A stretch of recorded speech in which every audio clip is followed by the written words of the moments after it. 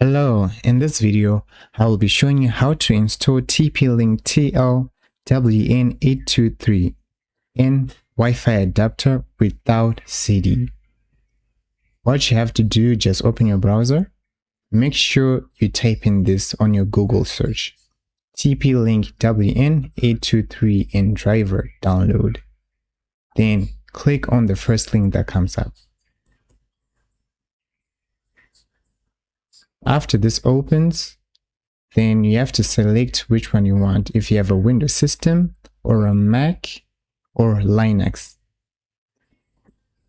I have a Windows, so I'll download the Windows one. After it's done, then open the file location.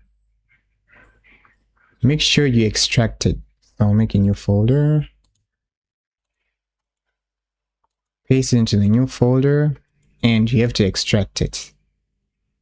Double click, copy, and paste. After you do this, then you can run the setup. Double click it, and you can run it. And you're done.